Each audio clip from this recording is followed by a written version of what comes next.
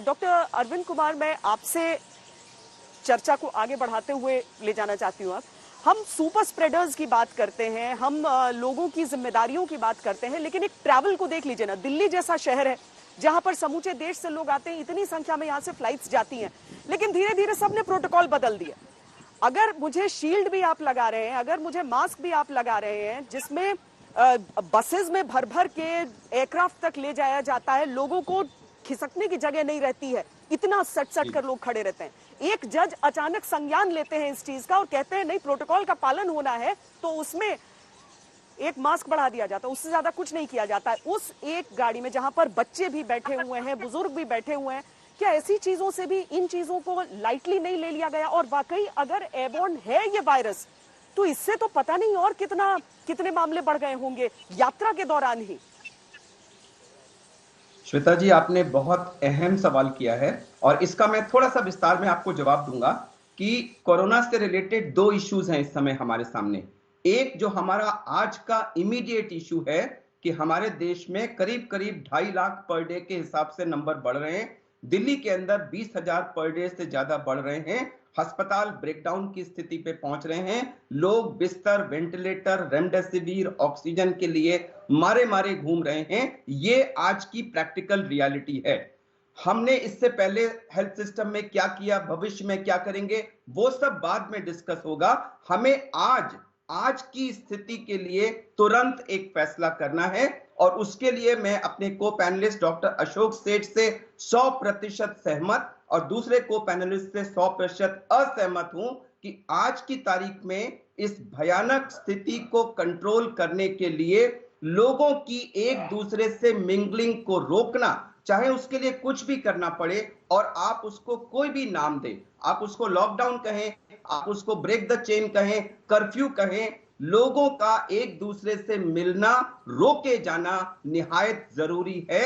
अगर हमने, श्वेता जी, आज ये नहीं किया तो 10 दिन के बाद शायद हमें सड़कों पर लाशें देखने को मिलेंगी। एज ए डॉक्टर मैं इसको प्रेडिक्ट कर सकता हूं। तो ये तो है हमारी इमीडिएट आज की जरूरत हमें संक्रमण रोकने के लिए।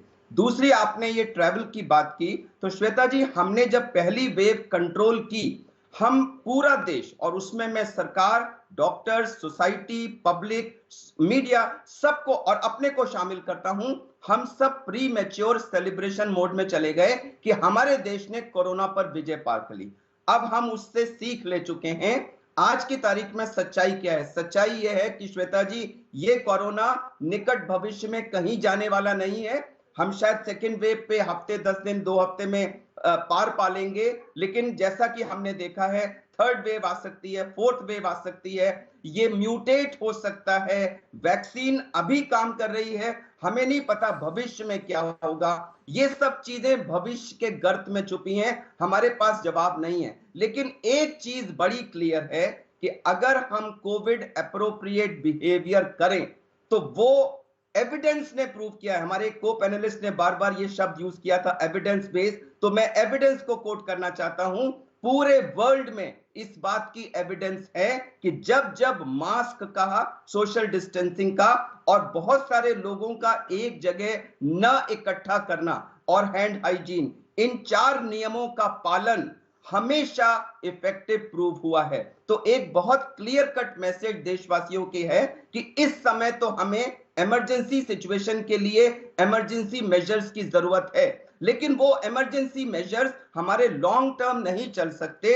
इस बीमारी को हमें लॉन्ग टर्म एक न्यू नॉर्मल समझ के कोविड एप्रोप्रिएट बिहेवियर को अपने बिहेवियर का एक हिस्सा कम से कम 2021 के लिए तो बनाना ही पड़ेगा। आपने जो बात की ट्रैवल की, बिल्कुल सही कहा कि शील्ड लगाने से और एक पीपीई किट ऊपर से डालने से क्या होता है, अगर आप बस के अंदर एक के बगल में एक सब लोग सट के, तो ये एक पैराडॉक्स है कि हम अपने नियमों को बड़े पिक एंड चूज करके करते हैं। सच्चाई ये है कि अगर हमें इसको लॉन्ग टर्म कंट्रोल करना है तो कोविड एप्रोप्रिएट बिहेवियर को एक न्यू नॉर्म के रूप में अपनी जिंदगी में लाना होगा।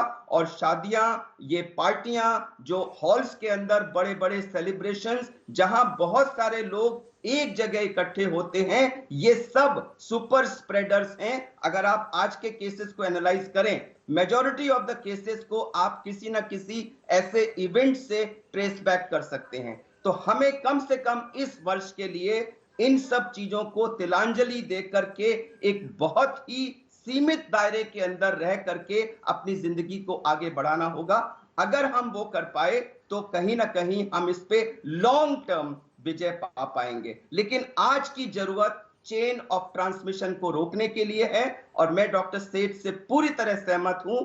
डबल मास्क लगाना, जब तक अनअवॉइडेबल ना हो घर से बाहर ना निकलना, हर दूसरे व्यक्ति को पॉजिटिव समझ के उससे डिस्टेंस मेंटेन करना, और किसी भी कीमत पे एक बंद जगह पे बहुत सारे लोगों का इकट्ठा ना होना, और हैंड हाइजीन। अगर हम इन चीजों को प्रैक्टिस करें और सब एक दूसरे से दूर रखने की कोशिश करें, हम लोगों की मिक्सिंग को अवॉइड करें, तो हम हफ्ते भर जो में आपने कहा कि समय से पहले सेलिब्रेशन शायद सबने शुरू कर दिया, जिसमें हम सब हिस्सा उसका बन गए दुर्भाग्यपूर्ण तरीके से, लेकिन जरूरी है कि ऐसा नहीं